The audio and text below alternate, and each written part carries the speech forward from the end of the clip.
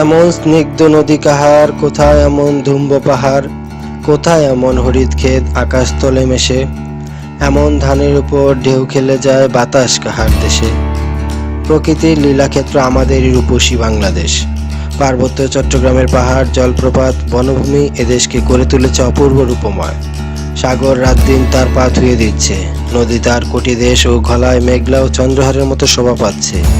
মাটির শ্যামলিমা তাকে শাড়ির মতো ঘিরে রেখেছে এবং সবুজ বনরাজি তার শিরে মুকুট পরিয়ে দিয়ে রানীর সাজে সাজিয়েছে।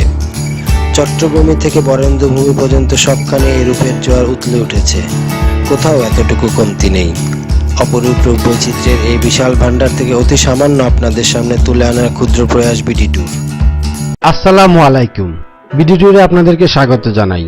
মোগল আমলের একটি চমৎকার নিদর্শন লালবাগ কেল্লার বিভিন্ন স্থানের ভিডিও ফুটেজ ও জানা অজানা অসংখ্য তথ্যবহুল এই প্রতিবেদনের পুরোটা সময়ব্যাপী আপনাদের সাথে আছি আমি মোহাম্মদ মাইনুদ্দিন। এই প্রতিবেদনে আপনারা জানতে পারবেন লালবাগের ইতিহাস, দর্শনীয় স্থানসমূহ, কিভাবে যাবেন, টিকিট মূল্য, বন্ধ খোলার সময়সূচি সহ আরও অনেক তথ্য।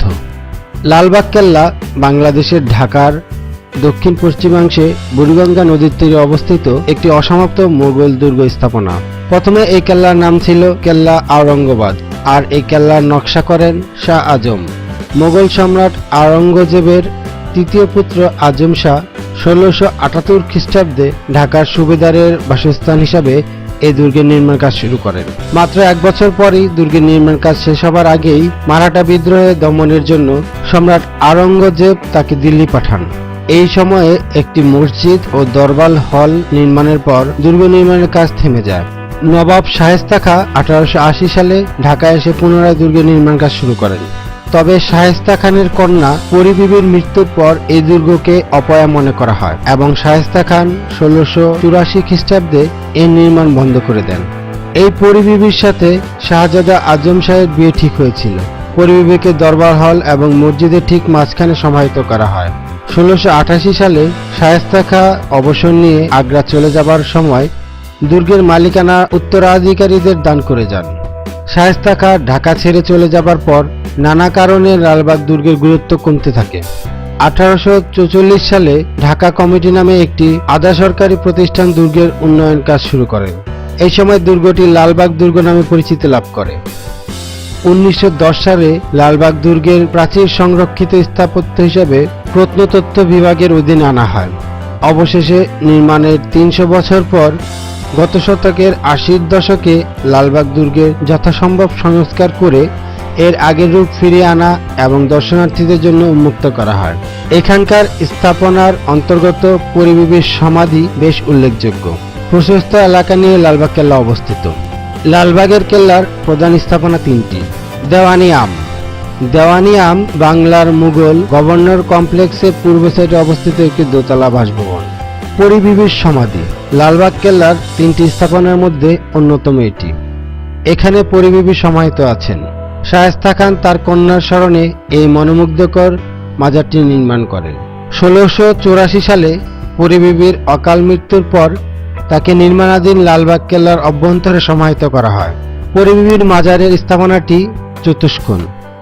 মার্বেল পাথর, কোষ্ঠী পাথর, বিভিন্ন রঙের ফুল পাতা সুবহিত চাকচিক্যময় টালির সাহায্যে অভ্যন্তরীণ কক্ষটি অলঙ্কৃত করা হয়েছে। মাঝের একটি ঘরে পরী বিবির সমাধিস্থল এবং এই ঘরটি ঘিরে 8টি ঘর আছে।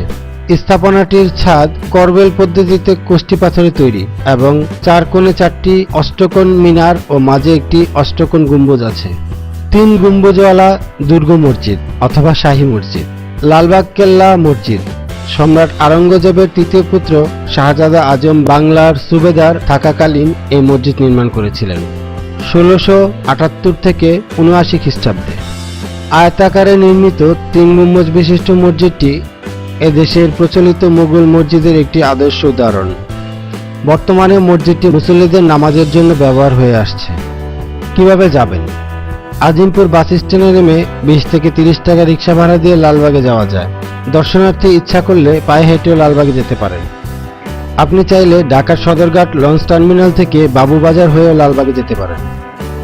টিকিট প্রাপ্তি স্থান লালবাগ কেল্লার দরজার ঠিক ডান পাশে রয়েছে টিকিট কাউন্টার। জনপ্রতি টিকিটের দাম 20 টাকা করে। তবে 5 বছরের কম কোনো বাচ্চার জন্য টিকিটের দরকার পড়ে না।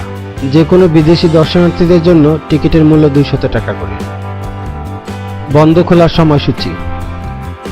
লালবাগ কেল্লার সময়সূচি বছরে 2 বার পরিবর্তন করা হয়। এপ্রিল থেকে সেপ্টেম্বর, বৃহস্পতি থেকে শনিবার সকাল 10টা থেকে সন্ধ্যা 6টা, দুপুর 1টা থেকে 1টা 30 পর্যন্ত বিরতি। শুক্রবার সকাল 10টা থেকে দুপুর 12টা 30 এবং দুপুর 2টা 30 থেকে সন্ধ্যা 6টা পর্যন্ত। সোমবার দুপুর 2টা 30 থেকে সন্ধ্যা 6টা। অক্টোবর থেকে মার্চ, বৃহস্পতি থেকে শনিবার সকাল 9টা থেকে বিকাল 5টা, দুপুর 1টা থেকে 1টা 30 পর্যন্ত বিরতি। শুক্রবার সকাল 9টা থেকে দুপুর 12টা 30 এবং দুপুর 2টা থেকে বিকাল 5টা পর্যন্ত। সোমবার দুপুর 1টা 30 থেকে বিকাল 5টা পর্যন্ত খোলা থাকে।